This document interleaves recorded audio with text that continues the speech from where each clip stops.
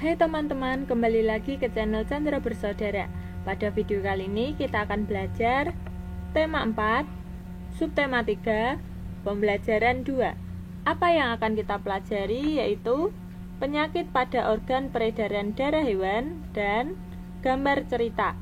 Sebelumnya jangan lupa subscribe ya supaya tidak ketinggalan video selanjutnya.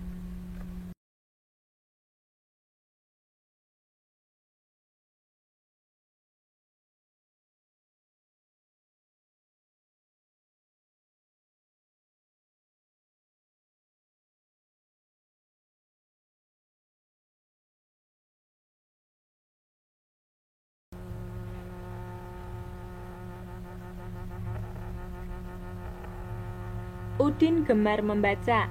Udin memiliki banyak buku cerita rakyat.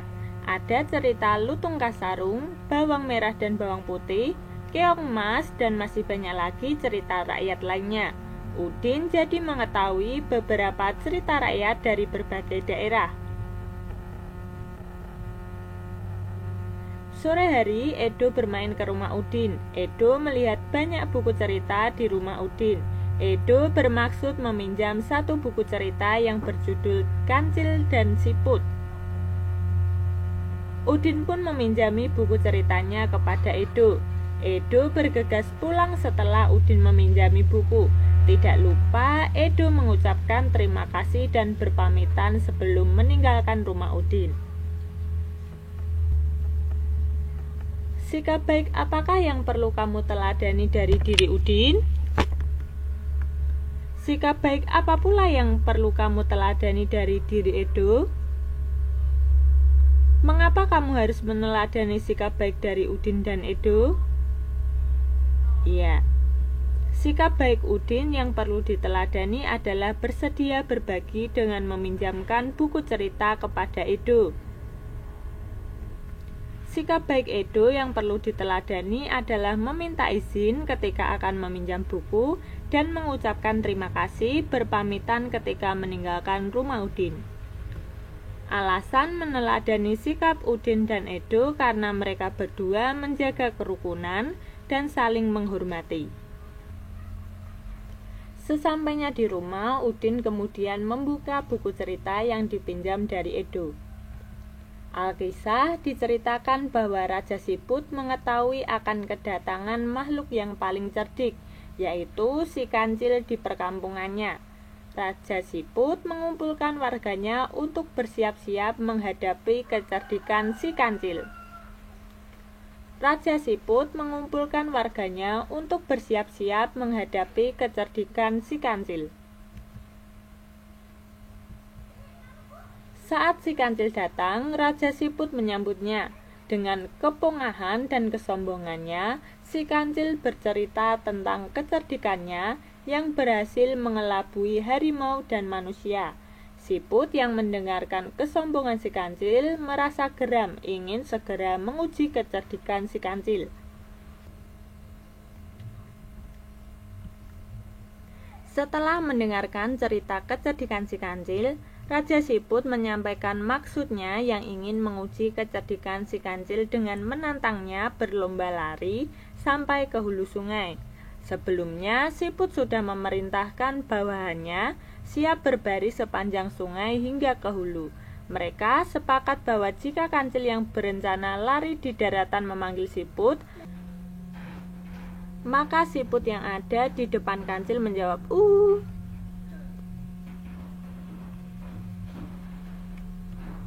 Kesepakatan antara Raja Siput dan kancil pun dibuat. Mereka sepakat berlomba lari ke hulu sungai. Kancil berlari lewat daratan. Raja Siput lari di lumpur sungai. Tepat pada waktunya datanglah si kancil. Dia menuntut agar perlombaan segera dimulai. Raja Siput yang sudah lama bersiap segera beringsut ke pinggir sungai. Sementara itu, beberapa ekor siput yang lain berada di pinggir sungai ingin menyaksikan perlombaan itu. 1, 2, 3. Si kancil memberi komando tanda perlombaan dimulai. Dengan sigap, kancil melompat, berlari sekencang-kencangnya. Setiap 50 langkah, dia berseru, "Di mana engkau, siput?" Jawab siput yang berada di depannya. Si kancil semakin mempercepat larinya. Lalu terdengar lagi si kancil berseru, "Di mana engkau, siput? Kembali terdengar jawaban siput telah berada di depannya.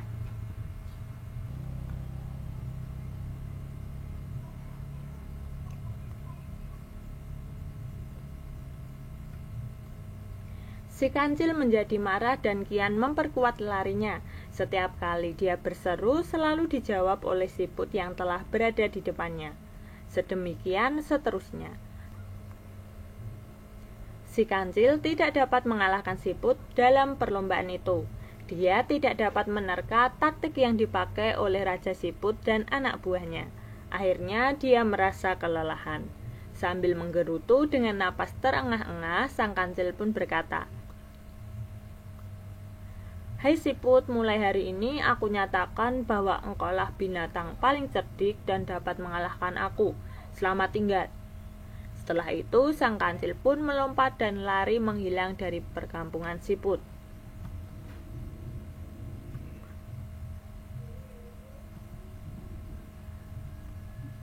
Sekarang tinggallah siput-siput itu bergembira ria.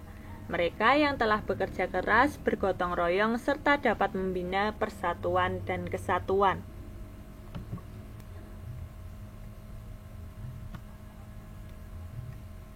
Berdasarkan cerita bergambar, siapakah yang memiliki sikap sombong dan pongah? Bagaimanakah pendapatmu terhadap sikap tersebut? Hasil simpulannya yaitu yang memiliki sikap sombong dan pongah adalah kancil. Ini merupakan sikap memandang rendah orang lain dan menganggap dirinya hebat. Ini merupakan sikap yang tidak boleh untuk ditiru. Karena kesombongannya pula, kancil berhasil dikalahkan oleh siput dengan kecerdikannya. Kamu telah membaca sebuah cerita bergambar atau disingkat cergam. Kamu tentu bisa juga membuat cerita bergambar. Apa sebenarnya cerita bergambar itu? Iya, bagaimana cara membuat cerita bergambar? Cerita bergambar merupakan kependekan dari cerita bergambar. Cergam mengandung pengertian, perpaduan gambar dan teks yang berbaur menjadi satu kesatuan, serta mengandung keindahan dan cerita yang bermakna. Cerita bergambar adalah gambar yang memiliki narasi literasi visual yang tujuannya menceritakan proses kejadian atau peristiwa melalui bahasa gambar tanpa menggunakan tulisan. Gambar tersebut dapat bercerita tentang persoalan kehidupan sehari-hari ataupun peristiwa tertentu. Sebuah gambar bercerita harus dapat menunjukkan proses suatu kejadian yang saling terkait atau berkesinambungan dari sebuah kejadian. Ada beberapa langkah yang harus kamu perhatikan dalam membuat gambar cerita. Beberapa langkah yang dimaksud adalah sebagai berikut. Yang pertama, tentukan ide atau gagasan atau tema yang akan dibuat. Yang kedua, tentukan karakter tokoh utamanya dan karakter dari tokoh pembantunya yang ada dalam cerita. Yang ketiga, buat alur cerita sederhana secara garis besar yang menggambarkan isi cerita, kemudian masing-masing bisa dikembangkan. Yang keempat, mulai menggambar sesuai alur cerita yang telah dibuat. Contoh membuat gambar cerita satu adegan. Ceritanya sebagai berikut. Suatu hari kancil sedang berbicara serius dengan kura-kura. Nah, disajikan gambar kancil dan kura-kura. Suatu hari kancil sedang berbicara serius dengan kura-kura. Kancil selalu mengejek si kura-kura dengan kata-kata yang menyakitkan. Kau adalah binatang yang terlambat di dunia. Apabila sedang berjalan, bahkan tidak tahu cara bergegas. Lucu sekali engkau ini. Aku yakin kau tidak dapat mengalahkanku bila kita berlomba lari. Nah, ini ada gambar dan yang sebelahnya adalah teks.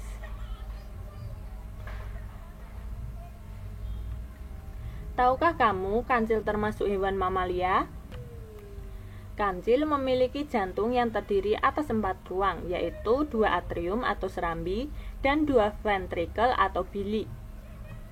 Jantung mamalia telah dilengkapi dengan sekat-sekat yang sempurna serta cabang-cabang dari pembuluh aorta lebih banyak.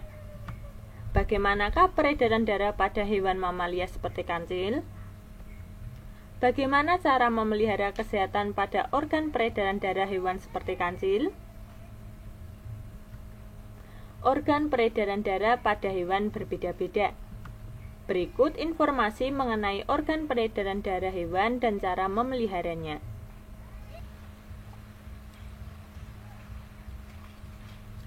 Berikut disajikan informasi mengenai nama hewan, organ peredaran darah, gangguan pada organ peredaran darah, dan cara memelihara kesehatan organ peredaran darah.